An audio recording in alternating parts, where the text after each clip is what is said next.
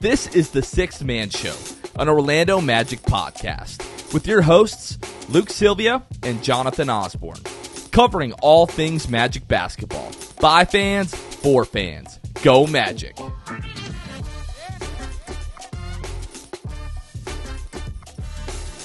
What's going on, Orlando Magic fans? You guys are back with the Sixth Man Show. Today is January 11th, 2024. Jonathan Osborne here, as always, joined by my co-host, Luke Sylvia. Luke, are you at the point in the year now where you're like, I don't know how much writing you do at work, but I remember the first couple of weeks of school, after coming back from winter break every year, you kept writing the previous year down on every paper. Do you run into that issue at work? I luckily don't, but I have to check myself every time we get ready to record when we enter the new year. I was at a doctor's appointment a couple of days ago. Got the old 2023 on there. Had to mark it out, put 2024. So it gets me whenever I have to write it. I don't have to do it much at work, thankfully. Everything with the computer is, got dates on it and whatever, and you don't have to do a whole lot of that. So yeah, it's mainly like just filling out paperwork at doctor's offices and all that fun stuff. Now, my New Year's question for you, it's a popular one. At what point do you stop telling people Happy New Year? What's the cutoff? I'm pretty much there today. I said it a couple of times today. I'm pretty much, I feel like I'm done with that now. Yeah. I usually don't say like, oh, by the 10th I have to be done. It's a feel thing for me. Like today, I was like, "Oh, we're really pushing it right now. I'm probably done with this." Mm-hmm. Yeah, people at this point don't even remember what they did for New Year's Eve. We're getting to that point. Just I do it at work sometimes, just like as a kind thing. If I need something to say when I'm saying bye to them or whatever, you know what I mean. I talk with a lot of people every day, so it's usually the outro for the end of the conversation. So yeah, I'm always interested. Where's the cutoff? Who made it? I don't know. I think some people might still be saying it till the end of January. I don't know. They're out there. I got into the point today where I'm like scheduling like work with clients for next week, and we're scheduling stuff for like January 19th already. I'm like, man, how are we already like scheduling stuff for January 19th? Like 2024, just slow your roll a little bit, would you? Yeah, Magic season doesn't help that either. Makes it fly by. Good grief. Yeah, we're, what is it? 27 or 37 games in. We're 4 games. Like this time next week, we'll be at the halfway point of the season. Like I was talking to Kevin about this before you joined and before we started recording, that last year felt like it took forever, like especially with the 5-20 start. Mm-hmm. This season is just flying by. It feels like we started the season like a month ago, maybe 6 weeks at the most. And here we are, it's already halfway. Now, the regular season is halfway gone. Our season is not halfway done because we're going to have extra basketball after those 82 games. But it's crazy that the regular season, like we're already halfway there pretty much. Losing makes things drag by. That's for sure. And when the team's good, you want to relish the game, hold on to it, and you can't. Because the next day, 2 days later, we're past it. We're moving forward. Yeah, it flies by when you're winning. That's for sure. It definitely is. Folks, this last week, or what was that, Tuesday, we were supposed to have a recording of the Sixth Fan Show after the game against the Minnesota Timberwolves. We kind of got blessed because it probably would not have been that great of an episode because the Magic got absolutely smashed, 113-92, which, I mean, you could argue the game wasn't even that close. We'll talk more about that in a little bit. But with all of the, like, if you live on the eastern coast or the eastern part of the United States, you got some version of the storm that we all got on Tuesday. One of the biggest storms that I've ever seen in my, entire life. And Ben is not allowed to be struck by lightning. So we weren't going to put him out there in the rain, lightning with, electrical equipment and, all that kind of stuff for him to suffer out there. So we're going to reschedule that one. We don't know when just yet, but the next one is going to be, I was just talking about this, Friday the 19th, when the Magic take on the Philadelphia 76ers at home. So if you're attending that game, even if you're not attending the game, like if you're downtown watching the game at a bar and after the game you want to head over to Kia, I almost said Keyway. If you want to head over to Kia and give your thoughts and join the fun at the Six Fan Show, please feel encouraged to do so. And then our next watch party, if you're listening to this on Thursday, is actually going to be tomorrow at Hagen O'Reilly's, which is located at 16112 Marsh Road in Winter Garden. Really excited for this one, Luke. Again, partnering with the Orlando Magic and Michelob Ultra. Really appreciative that we get this opportunity again. But as promised, Luke, we're going to break down the menu. Where do you want to start? Like, I'm excited about this menu. I found it. I found what I've been looking for. I didn't know I was looking for it, but I found it. The grilled cheeseburger. It's a burger.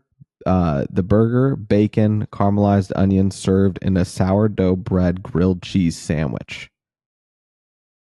I don't even know how that works. Do you think it's the top and the bottom? Yeah. Like a grilled cheese sandwich on the top and a grilled cheese sandwich Maybe. on the bottom. Sourdough that sounds bread, so ridiculous, cheese, but it sounds awesome. That and that one, and I'll be choosing between that and the hangover burger because it has egg on it. I don't even need to look at the description. I know it's got eggs on it. Needs to have eggs on it. I'm a big sucker for the eggs on burgers. What about you? So wherever we go, we have a bad habit of like, oh, we have to get an appetizer because we're there, we're hungry, we want to get something before the entree comes out, we want to try something. Like there's banger after banger on the appetizers. First of all, this may seem like a generic sort of mid pick. I love a good mozzarella stick. It's not hard to have a good mozzarella stick. Even the decent ones are good. As long as they're not terrible, I'm fine with it. They have potato skins. They have the boxty potato cakes, which I'm not really sure what boxty means, but potato pancakes topped with cheddar cheese sauce, steak tips, caramelized onions, and green scallions. I love green scallions. I love caramelized onions. A good steak tip is always a good one as well. Onion rings, thick cut beer battered onion rings served with a chipotle aioli. I love a good aioli. Breaded pickles, so like your hand breaded pickle chips with ranch. Bavarian pretzel, always a good time with deli mustard and a cheddar cheese sauce. I wish that it was like a beer cheese sauce. I'm a big beer cheese guy when it comes to, big Bavarian, hot, soft pretzels. The dynamite shrimp, my guess is this is like the boom boom shrimp or the wang bang shrimp, as we talked about at the last watch party. This one right here, Luke, I'm really intrigued with the Irish nachos. Kettle chips, shepherd's pie beef, cheddar cheese sauce, diced tomatoes, sour cream, and green onions. I'm a big nachos guy, and I'm very intrigued by the shepherd's pie beef element to the Irish nachos. First of all, I agree. I don't think I've had any objections to whatever you're saying. But I'm looking at the buffalo chicken dip a little bit. Oh, for sure. It's pulled chicken and a cream cheese sour cream. Honestly, my vision's way too bad for this right now on the menu. I can't figure out how to sour cream and house-made ranch. So you get sour cream pita and ranch with it, and pita and kettle chips with it. So you kind of choose how you want to dip. Yeah, that's a problem. The grilled steak wrap, I'm sure, is amazing. Fried chicken sandwich. They got everything. It truly is a good old pub for sure. They got a little bit of everything. Where I want to go is you've already talked a little bit about the burgers, but the hangover burger, the bacon, egg, American cheese on the buttered brioche roll. You've already talked about the grilled cheeseburger.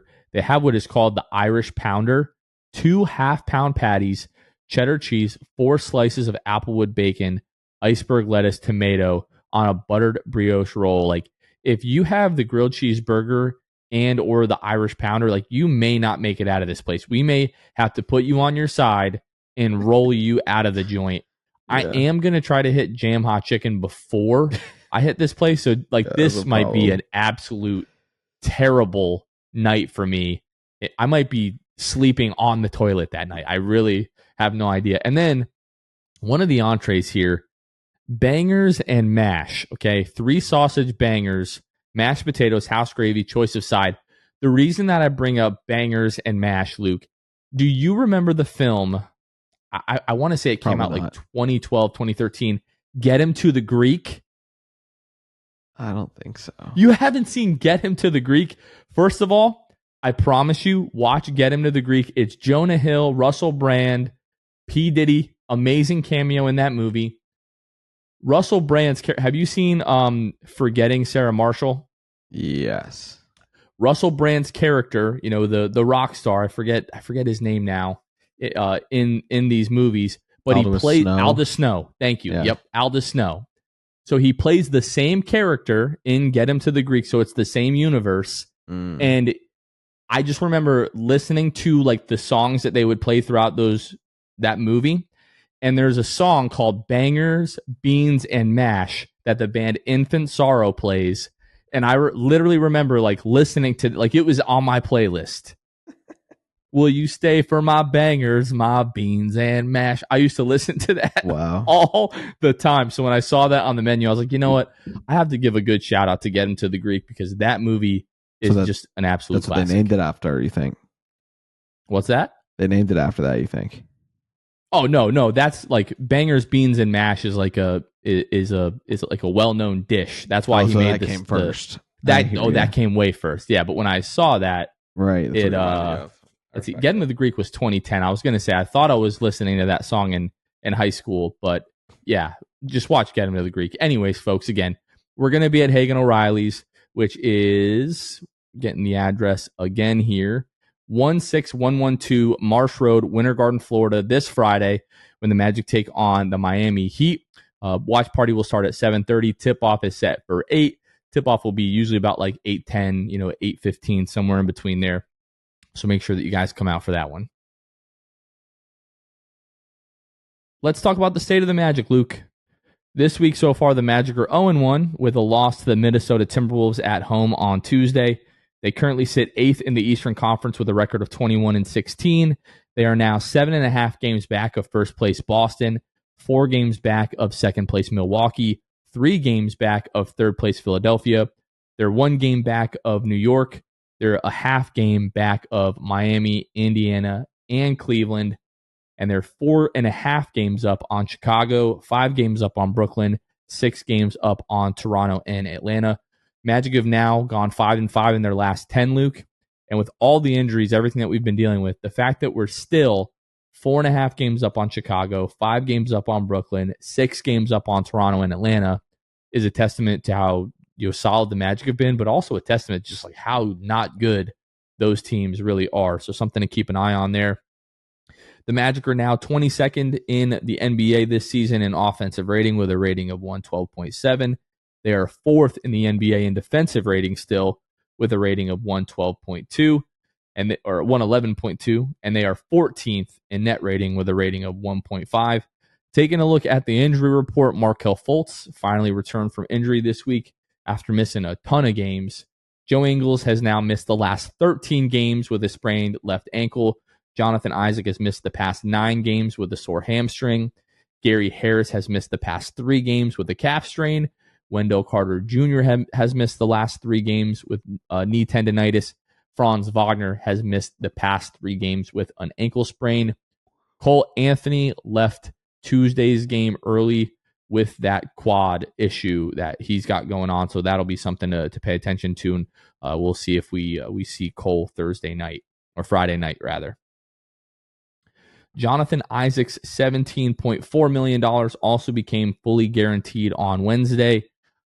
Saw the tweet go out from our guy Fazan and sort of mixed reactions to that. Some people are like, oh my gosh, I can't believe we're doing this. The only alternative to that was waiving him, which at this point in the season doesn't make any sense whatsoever. I think he's missed like 17 games on the year so far, somewhere around there if I'm not mistaken. If he still ends up playing around 45 to 50-ish games and can give you a healthy playoff series, still very much worth having that guy on the roster because he is that level of a difference maker.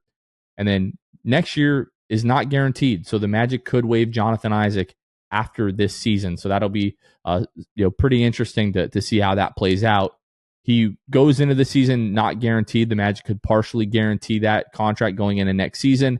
And then next year on January 10th, if he's still on the roster, that's when the rest of that final year of the $17.4 million would be fully guaranteed. And then Jonathan Isaac would be a unrestricted free agent after next year. So Luke, do you have any strong feelings about the Magic fully guaranteeing, or not waiving Jonathan Isaac, I should say, and his contract becoming fully guaranteed for this year. Of course not. It was a no-brainer. You're not going to waive the guy. Like at this point, you're going to exercise the option. There's, you still got more than half the season left. Let's see him come back. He's super impactful when he is playing. It's worth seeing if when he does come back, can he stay back? This is just the common thing with Jonathan Isaac. But this is really the time to tell. If he comes back soonish and doesn't miss another game, besides maybe one here and there, and you're like, okay, we can depend on this guy, I could see the Magic, not waiving at all, and hold on to him. I think that it's just too much of a win-win at that point. You control a lot of this, and you're able to make that decision. You've got to give him time. The rest I'm of the counting season. it up now. 1, 2, 3, 4, 5, 6, 7, 8, 9, 10, 11, 12, 13, 14, 15. So he's missed 15 games this year, and the Magic are 14-7 with Jonathan Isaac in the lineup. And like quite a few of those games, he didn't play a ton of minutes. So definitely super impactful, worth keeping him on the roster. Has missed 15, 16 games, whatever I just said it is so far. We're almost halfway through the season. So we've got 4 more games here. If he's able to make it back in the next couple of games, and even if he ends up missing 30 games or 32 games this year, and is able to give you 50 games, and you're winning 60% of those, like what's 60% of 50? Is that 30, 35 games, somewhere around in there? Like if you're going 30-20 or 30-15 with a guy in the lineup, I mean, count me in, and then obviously it's going to be a big deal whether or not he's able to play a whole playoff series. But that's all remains to be seen. But people that were sort of freaking out about that, I don't think it's as big of a deal as people think. Regarding the with Franz Wagner being out, did you catch it on the broadcast? I saw someone say it on Twitter Adam today. Papagiorgio, I did not catch it. I was probably just watching them get blown out. But I guess Jeff Turner, according to Adam, because again, I didn't hear it, but I trust Adam. He pays close attention to the games. According to Adam, Jeff Turner said Franz may be back at some point, like on the upcoming road trip. And it's like, maybe Jeff Next knows week, something, maybe he doesn't. I don't know. But Franz is also just like Wolverine, has always healed really quickly, from injury. So if he only ends up missing, 6 or 7 games from this, I wouldn't be totally shocked. And I'm hopeful and optimistic that he will come back in, the near future, because, we need that guy. It's the same thing. I mean, he sprained his ankle as well over the summer, I believe, in the FIBA Cup and everything, the World Cup. But I don't even remember how long he was out. I want to say he was out for he missed 4 games. Yeah, so like during the week and a half, tournament. 2 weeks.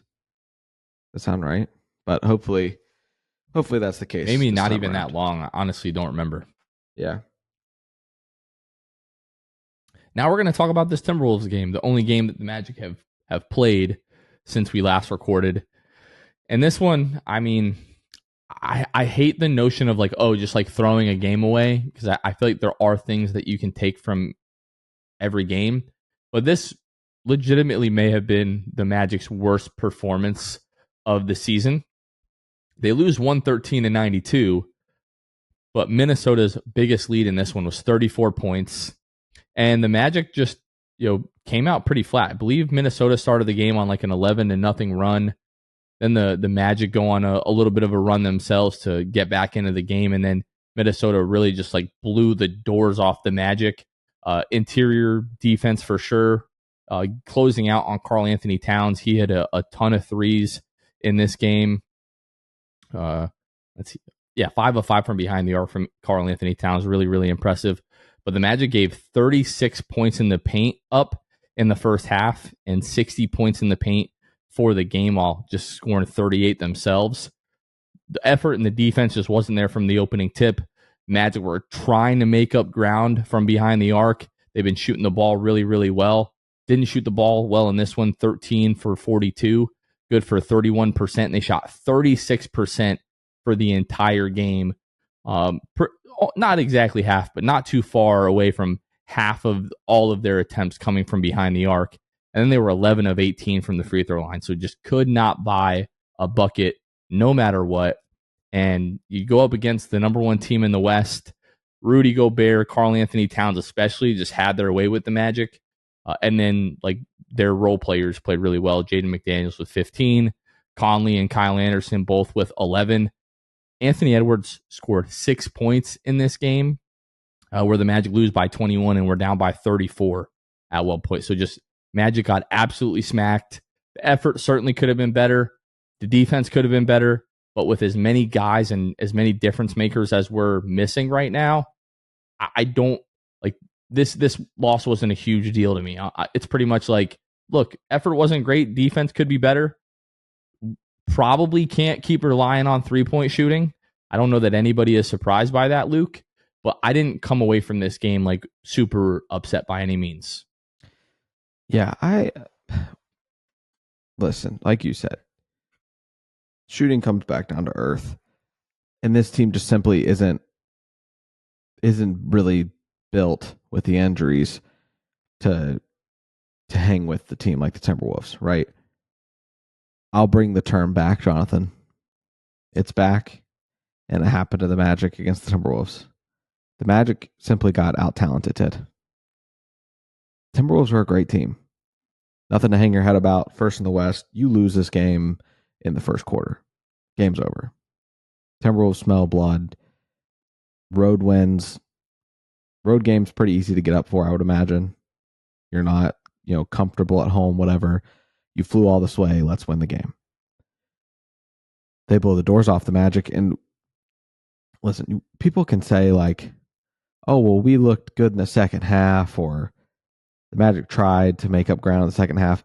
The Timberwolves didn't even care about the game in the second half. Like, sure, they started coming back, but you can't tell me the Timberwolves weren't just relaxed and didn't really care that much at that point because they were up 30 at halftime, right? Like Jalen Suggs said at this post-game press conference. He took the stats, crumpled it up, and said, we're going to throw this one away. Forget about it. Move on. It doesn't mean much because of the injuries, right? But for what it's worth, Jalen Suggs, Mo Wagner did well, right? Granted, nobody had a good first half, but at least they tried in the second half. Like they were part of the reason the Magic were back in the game. Not back in the game by any means. That was misspoken. But well, we a couple of times in the second half, like we got it like pretty close to 20, but like just could not break. No, like genuinely, like if the being down 34, if you get it underneath 20, like early in the fourth quarter, like they almost had the lead to 20, and at that point you're like, okay, we've got 9 minutes left or whatever it is, and if you can make a run and you can make it a 13-point game with 7 minutes left or 6 minutes left, you're most likely going to lose, but at least you can talk yourself into having a chance. But they just could never get over that hump. And to your credit, Jalen and Mo were the only guys that showed up in this game at all. And first half aside, like when you look at their numbers for the game, they had good games. I keep waiting for that Jalen Suggs 3-pointer dip. Shoots 8 of them last night and makes 4. I don't care what the context is. This kid, you know how many games he shot 50% from 3, especially on 8 attempts last year? 0? Not much, if at all. And the season before that, I guarantee you it didn't happen. I'm going to look it up. Keep talking. Yeah. So Jalen Suggs, man, what else can you say about him? I mean, we had the stat. Were you wanting to bring that up in the next segment, Jonathan, or do you want to bring it up now? By all means, go ahead. I'm looking this up right now.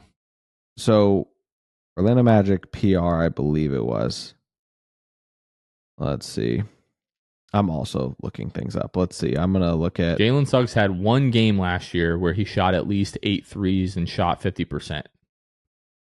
His best shooting games last year, he had a 5 for 9 performance against the Cavs late in the year. And then he had a 5 for 11 performance against Minnesota last year. So he likes playing Minnesota. I mean, I think that's well documented at this point, obviously, because of where he's from. But yeah, I mean, last couple of, last week or so, we've had two of Jalen's best shooting performances of his career. Jalen Suggs, Orlando Magic PR put this out this morning, has made 4+ 3-pointers in 4 straight games from January 3rd till now. Suggs became only the 5th player in Orlando Magic history to make 4+ threes in 4+ consecutive games, joining Dennis Scott, Jameer Nelson, Terrence Ross, and Nick Anderson. It's a pretty good group, Jonathan. Dare I say, a shooting group. Shooters. Team that could shoot that thing. And Jalen Suggs just became one of 5 people in franchise history to do it. I can't believe it, but he's literally the shooting that this team needs. I can't believe I'm saying that, but he is. I'll never get over it, I don't think, judging by what we saw. And 58% during that stretch.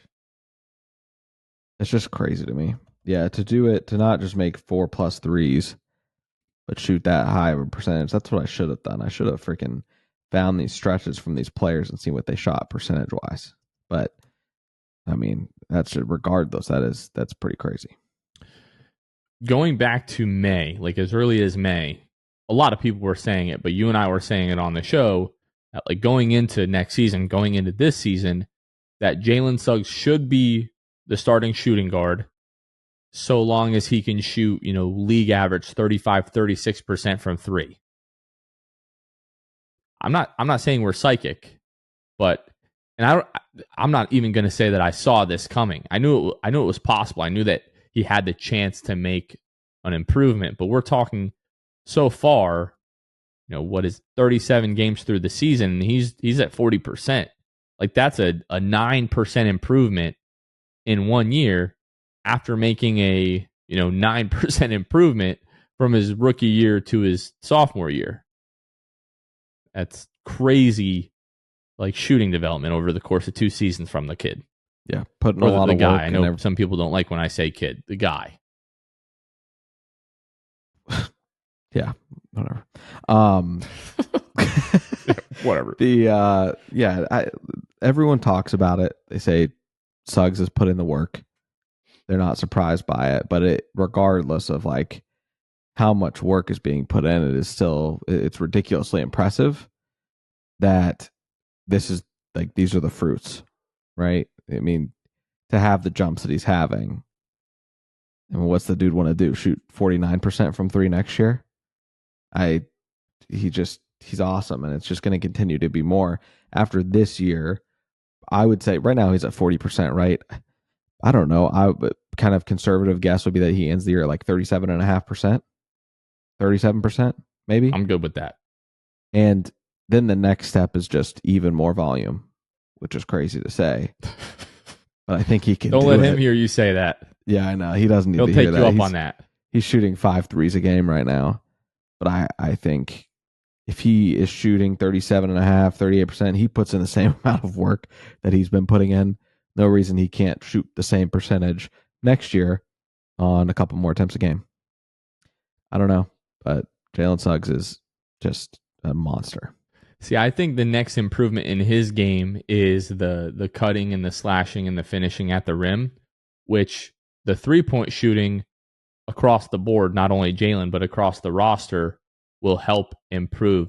The games where Jalen, like out of the gates, is getting to the rim is when I feel like our offense like gets off to the best start and really starts flowing. Like some of the best performances of the year have come off the back of like Jalen just getting downhill and getting a couple of, either coast to coast layup finishes or like just cutting to the basket and getting open early in the game. But yeah, the improvement from Jalen has been incredible. And then we talked about it, but Mo Wagner, 21 points, 8 rebounds, 2 assists, 2 steals, 6 of 9, 1 of 4 from behind the arc, 8 of 11 at the free throw line. Those guys were really like pretty much the only bright spots in the game. Paolo got it going in the second half, had 11 points, shot 5 of 9 from the floor. but ended up, 8 of 22, 18 points, 2 rebounds, 3 assists, 3 steals, and a block. The dude is 21 years old and, still in his second season. Has been carrying the team. Like the last week with Franz out, I'm not about to sit here and like be overly critical about one not so great game from Paolo when everybody across the board except for Jalen and Mo were bad. And you're playing one of the best teams in the league. And a team, by the way, who were on the first night of a back-to-back. They're playing in Boston tonight. So when they're looking at that back-to-back, they're like, we absolutely have to get the first leg of that back-to-back because after that, we're going to Boston. And now they're actually going to overtime with Boston as we speak. So they definitely went into last night's game in Orlando thinking we have to get this win. Here's another thing, another fun stat to keep seeing if this continues to be the trend, if the injury report stays the same and this player gets the same run, or maybe if adjustments happen, we'll know that this is why in terms of rotation with him. The last 2 games, Chuma Okeke is 2 of 15 from the field. He is shooting 13% in the last 2 games. Listen, he was awesome in the Sacramento game. He's back to normal. We don't have to sit here and bash Chuma. If you've been watching this team for long enough, you probably should know at this point what Chuma Okeke is. I don't want to sit here and have a Chuma Okeke discussion because I don't think it warrants it. He was awesome in the Sacramento game. Now he's back to normal. The guy won't be seeing the floor when everybody's healthy. Yeah, well, he took 10 shots against the Timberwolves. But regardless, I say that to say I am interested to see how it's handled if Mosley feels like he has any other option, specifically in the starting lineup. Moving forward, I don't know what that would look like because he doesn't have many options. But we'll see. I just hope that we are healthy soon and I don't have to find out. I think with the current level of injuries that we have, the defense that Chuma gives you is solid. He is a plus defender, but you can't rely on him offensively, and he's going to start probably out of necessity until we either get Gary back or Joe back or Franz back. Yeah. Or JI, which would be great. I would love to see, even if he comes back, they probably won't put him in the starting lineup, but I would like to see that over Chuma at least. Yeah. All right, let's talk about some stuff. First of all, I want to give a quick shout out to our patrons. Our patrons are literally the folks that help make each and every episode possible. We love you guys and appreciate you guys so much.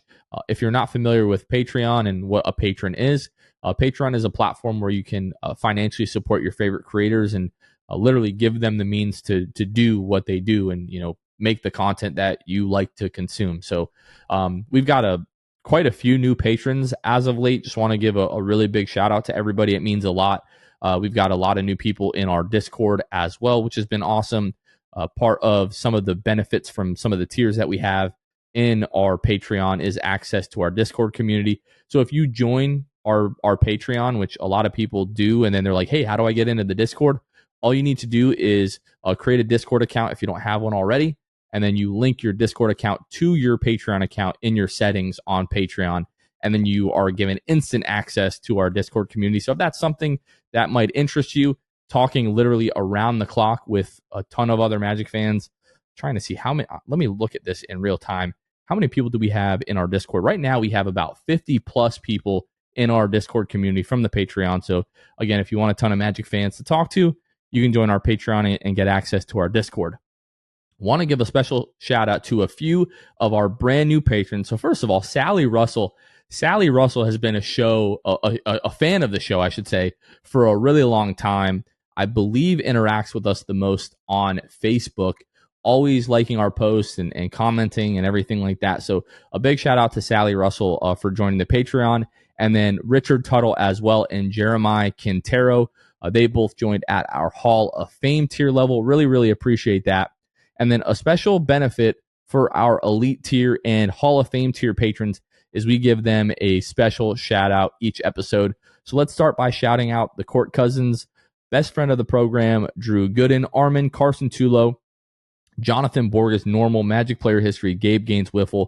Michael Martin, Jamel Miller, Michael Salapong, Donkey Punch Dave, Paolo and Francis Warmth, Pierre A, Dylan Holden, Mr. Mikey, Eduardo Sanchez, Danimal, Dodo 15, Bobby Skinner, Goody 93, Teddy Sylvia, Eric Lopez, Fuchsia, Bill Fulton, Edmund Lagone, Jose Esquilin, Caleb Pete, Cannibalism, Time Mr. TV, ESPN Really Sucks, Gear 95, Shred Jr., Bruce Half Reekin, Shahin 177, Bulby the Don, Himlo Ben Himro, RM Prof 221, Magic Kid 714, Spanking Season, Soft Taco, Victor Cologne, Irish Magic Mike, Austin Lampy, Random Hustle, Eddie House's Burner, Maria, Keith Wallace, Fritz, Currency Kev, Bruv Sal, Kason Green, Santi Leon, Kane Eckler, The Distract, Ahmad Timsa, Chantu, Tom Gadsden, Dead Air, Richard Tuttle, and Jeremiah Quintero. Again, a big thank you to all of our patrons. If you want to join our Patreon, you can find us at patreon.com/The6Man Show. And now I want to talk about our good friends over at Jam Hot Chicken.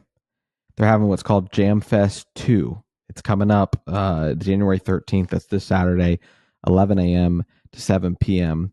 They're going to obviously have their hot chicken. They're going to have waffles, so some hot chicken and waffles, some hip-hop music from a few different artists, as well as our guy Gio will be there from Players Only Closet. That'll be doing a vintage, limited, emphasis on limited vintage drop. They're celebrating 2 years at Hannibal Square. Go there if you can, especially if you're local, not too far, driving distance. Please go check them out. Let them know you heard about them, about Jam Fest 2 from us. Man, I wish I could be there, but being there on Friday before the watch party will have to suffice. So do we have a Jam Hot Chicken date on Friday? Is that what we're looking at? Is that what's going to happen? Because I'm planning on going. Yeah, we just got to figure out what time we'll have to get the Sando and do the little thing where you like cross arms and like, bite it, post that to social media. What do you think about that? We could take the chicken off and do a Lady and the Tramp type thing. No, we get a tender and we Yeah. each no, never. I'm not going to give people that visual. That's exactly right. But yeah, Jam Fest is going to be awesome. And Gio, if you missed his event from a couple of months ago, that huge Orlando Magic vintage drop, if you missed that, that's going to be your opportunity to do that. So make sure that you guys go to that. Again, they're at 400 West New England Ave in Hannibal Square in Winter Park. That you said that's like 11 to 7 or something like that on Saturday. So, all right, that's going to be awesome. All right, we're going to talk about like the last 4 games, all the bodies that we've been missing and how the Magic have been faring. And then we've been talking about this December-January stretch literally since the schedule came out in August.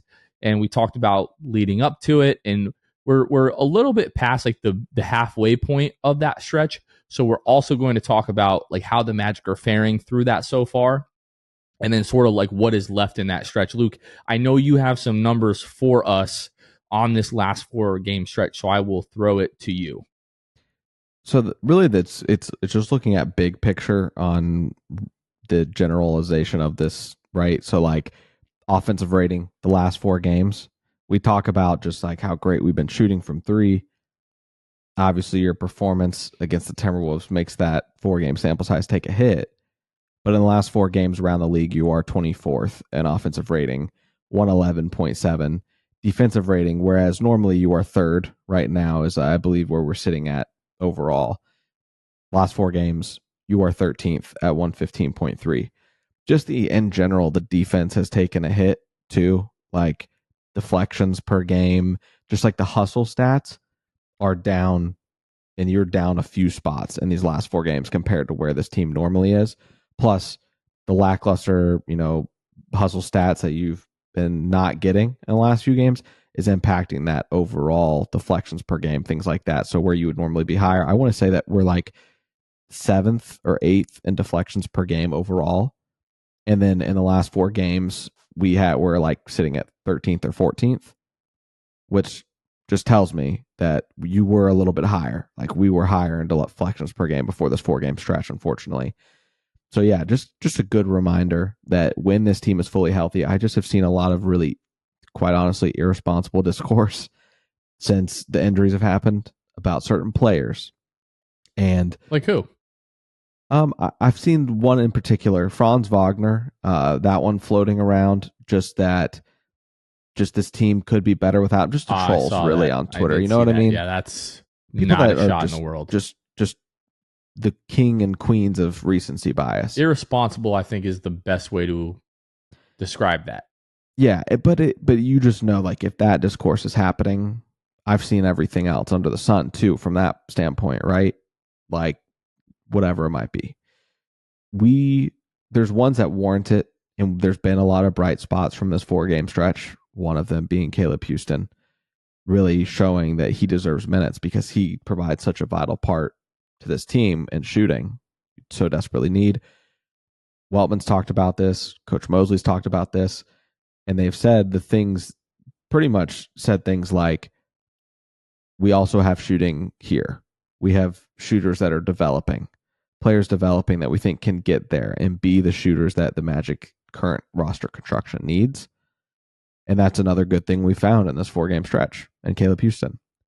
But yeah, regardless, end of the day, I'm interested to see what tweaks Mosley can make based on this 4-game stretch and however long this injury bug lasts. But I'm also ready to become healthy again because we desperately need it. And our team is just shocker, but this team is so much better when healthy. And I think that now that the little Cinderella run that we had feels somewhat over after that Minnesota blowout, come back down to earth a little bit, I think everybody can understand the drop that's happened. Yeah, when you look at the injury report and we're talking about getting guys back, like we know that the second unit has really been struggling offensively without Joe Ingles. He's missed the last 13 games now with a sprained left ankle. That injury occurred December 11th. So he's been out a month now with the sprained left ankle. Part of it, we talked about this earlier in the season, like if the Magic are treading water, don't bring a guy back if he's 85, 90, 95%. Like if you can survive, wait till the guy's 100% to come back. You have to feel like Joe Ingles is close to coming back from that ankle injury. Jonathan Isaac has been out 9 games with a sore hamstring. You've got to think that guy is close to coming back as well. Gary Harris, who knows, like with the calf strain, it happened, then it like reoccurred. He's been in and out of the lineup. Same with Wendell, been in and out of the lineup. And then Franz, you would assume that once Franz is back, if that's a week from now or 2 weeks from now or however long that takes, you would assume once he's back, like he'll really be back. So it feels like we're not that far from being healthy again. But I mean, how many times have we felt that? A big thing coming into the season was, hey, like this team just needs to be fully healthy. And this team was fully healthy for all of like the first 4 games. And since then, guys have been in and out of the lineup. And I mean, to a certain extent, you might have benefited. Like I think especially offensively with Markelle not being in the lineup. Like I think that was a real turning point for this team, really for like Paolo's development. Like Paolo has just taken off since he's got more comfortable in this new like offensive role and really running everything through him. I don't know that this team gets to the 13-5, 14-5 start with the way that the team was looking the first few games and the way that the offense was looking the first few games. So again, that was a super small sample size, but at some point we should see this team fully healthy this year. And that's what I'm going to be most interested to see is what happens with Anthony Black, what happens with Goga Batadze and Mo Wagner and Caleb Houston and all these guys who have like really contributed at high levels this year. Yeah, I'm very interested to see how that all plays out. I think some people will be very happy maybe with rotation adjustments or lack thereof. Some people definitely will feel the opposite. I think it's like a real 50-50. Like even if you're on opposite ends of the Markelle conversation, like you got a 50-50 shot. Like every one of these guys, I think, is like a 50-50 shot. Like how involved they're going to be when they come back. Like there's just not really. I don't know really how to evaluate that currently, but I wanted to take a couple of minutes to talk about this stretch that we're in. So again, we started talking about this when the schedule first came out. So I'm talking about the stretch that started Wednesday, December 6th at Cleveland for the Magic. The stretch that started then and really runs all the way through Monday, January 29th. We're in that stretch. It's 29 games and all of, but let's see, 1, 2, 3, 4, 5, 6.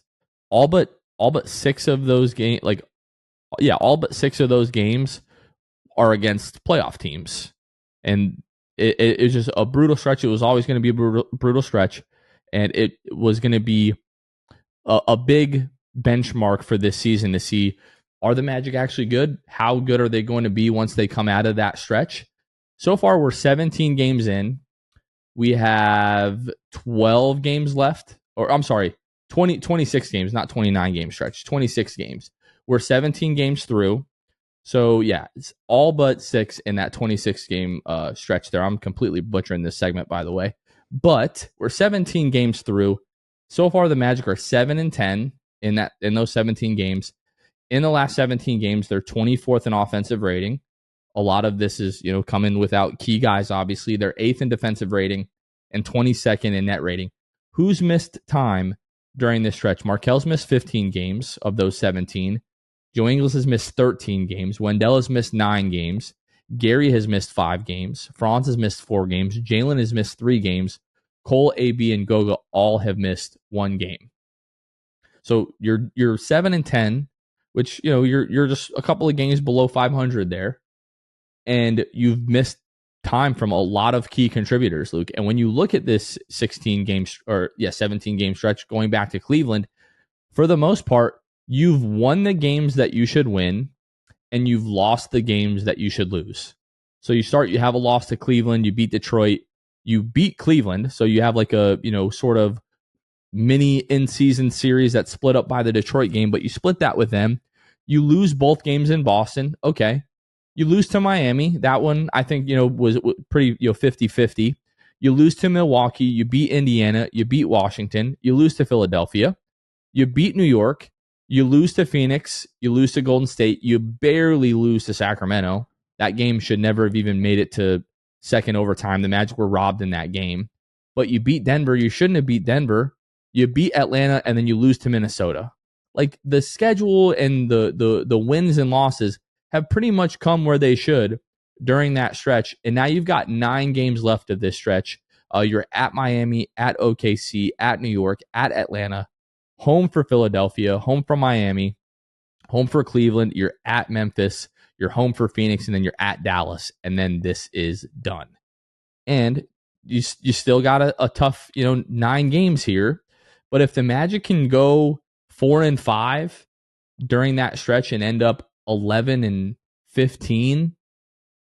in those 26 games, I think we'd all take that, and you'll still be above 500 at that time, and then the schedule really starts to lighten up. So let's talk about that stretch, the one that starts on Friday and will end against the Spurs the 31st and San Antonio. You've got 2 of those games of those 9 that are the second night of a back-to-back. Okay, so you've got that OKC game on the 13th, this Saturday. I'll call it a loss, right? Then you've got the Mavericks game, the January 29th in Dallas, right after you host the Phoenix Suns at home. You also have the 21st and 22nd Miami and Cleveland at home. Oh, you're so right. So 3 of those 9, a third of the games are going to be on the second night of a back-to-back. So those are rough. Let's say we count all of those back-to-backs as losses.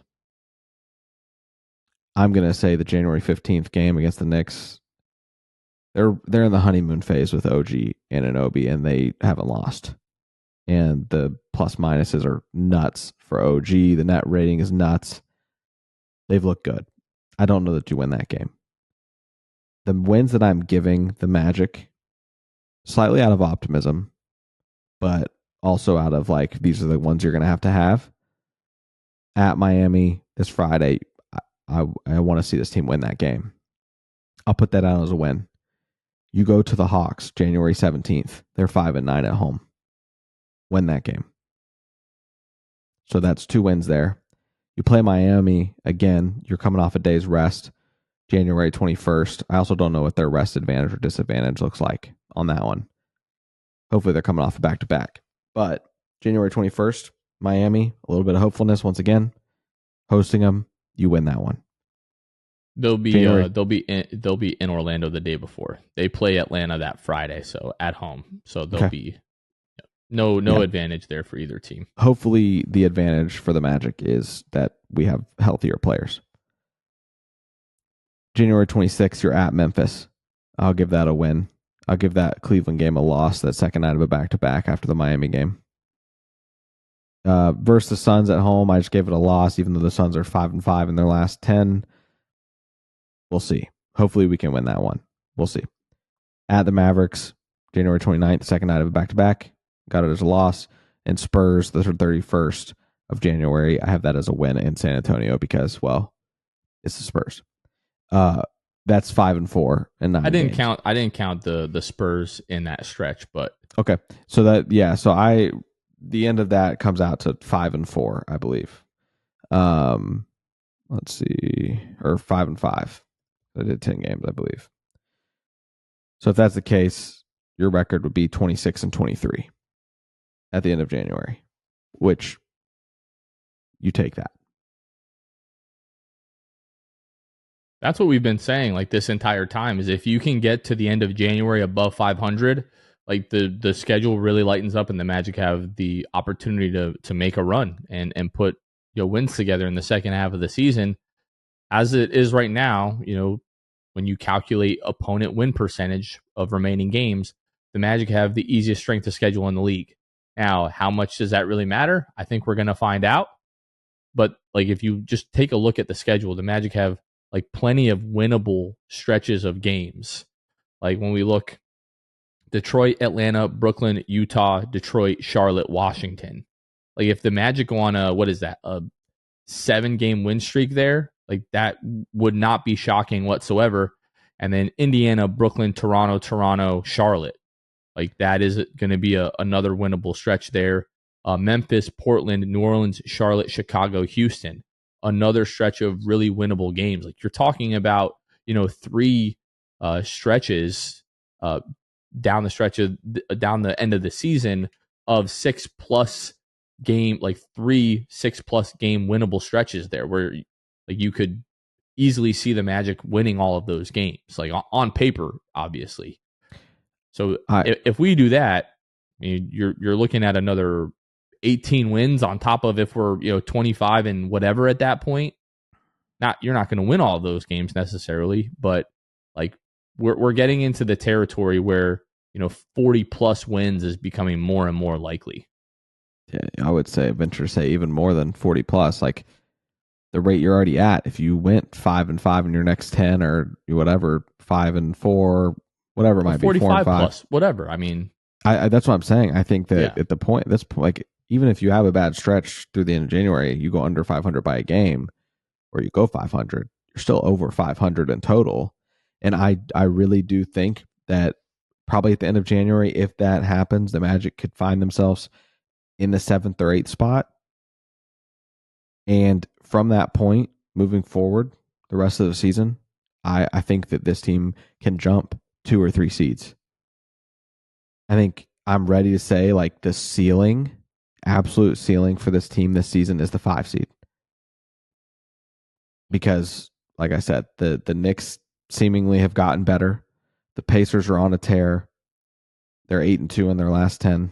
They're without Tyrese, though. I mean, last year they completely fell apart around this time without Halliburton. Right. And that's where that comes into play. I think the Knicks, who are tied right now with the Pacers, will jump them, become the 4 seed, kind of cement themselves, separate themselves from the rest of the group, and try to cling on to the top other 3. But then you're looking at the Magic with the 6 and the 5 spot that are going to be up for grabs. So the Magic just hold on for dear life here at the end of January, like we've been saying. If you find yourself in 8th, I think you can finish at 6 or 5 still. 6 probably more likely, but that's great news for Magic fans. Everybody should be excited about that you and I, Jonathan, aren't talking about how the Magic are sitting at 10th or 11th or 12th right now, and hopefully we can just get a play-in spot. Is there a world where the Magic make the play-in? Sure. Absolutely. But is there optimism that the team could be a 6 seed? Definitely. That would be awesome. And all we want is that playoff experience, and I think we're going to get it. We're approaching the point where, like, it's more likely than not that the Magic avoid the play-in altogether. Like, they don't finish 7, 8, 9, 10 in the East. If they finish 6 or higher, they avoid the play-in altogether. Right. Like, this time next month, I think we're gonna be able to, because this time next month we'll be coming off of a stretch where we played Detroit, Miami, San Antonio, Chicago. That'll be really right before the TNT game where we'll be at, and Shaq's jersey will be retired and everything like that. So around that time, we'll have a really good idea of like what kind of shot did the Magic have to make a run at stealing a couple of seeds in the Eastern Conference over the last 7-8 weeks of the season. I can't wait, man. We talked about it. This season is just like flying by, and it's just like, man, if you can steal a couple over the course of the next couple of weeks here as you close out January, if you can get guys back like in a hurry, like in the next week or so, if like Joe, Wendell, Gary, Franz all come back, I don't know. Maybe you can go 6-4 over the stretch of the next 10 games. It's going to be tough, but I don't think it's impossible if we can get some guys back and really get back into a flow here. But this is what we've been talking about since August. So the last 5 months, just survive January. And if you're at or above 500, the Magic are going to be primed to make a real run at the playoffs and throughout the rest of the season. Yeah, and just so everybody has a pulse on it, January 4th, let's see, thelines.com put out, postseason chances. There's a few different outlets. DraftKings had the Magic minus 390 to make the playoffs. So that's not just talking play-in. That is talking like the actual postseason. So great chance there. Minus 390, minus 345 on Bet Rivers. Got to feel good about it at this point. And you just hope this team gets healthy, stays healthy. Story of our lives. And we get to host some playoff games. Let's do it. All right, man, I really botched that segment. It wasn't even 20. It's not even 26 games or whatever I said. It's 27 games. And I was like, oh, these last 9 games, and then it's 10 games. So math never been my strong suit. I sat here before we started recording, counted everything, somehow miscounted. What an absolute disaster. But let's go ahead. Let's wrap this one up. Don't forget, next Six Fan Show is going to be next Friday when the Magic take on the 76ers at home. Watch party on Friday at Hagen O'Reilly's over there in Winter Garden. Make sure that you come out. Don't miss that. It's going to be a lot of fun. And Jam Fest this weekend, Saturday, Hannibal Square in Winter Park. Don't miss that. Going to be awesome. And Luke and I will be at, hopefully we'll be able to meet up at Jam on Friday. Looking forward to that. That's going to do it for this one. For Luke Sylvia, this has been Jonathan Osborne. You all have been listening to The Sixth Man Show, and we will catch you guys next time. See ya. Thanks for listening to The Sixth Man Show. Be sure to subscribe on iTunes and Spotify to get new episodes downloaded directly to your phone. If you enjoyed the show, please take a minute to give us a 5-star rating and a review. It helps out the show a lot. Follow us on Twitter, Instagram, and Facebook at Sixth Man Show. We'll catch you guys next time. Go Magic!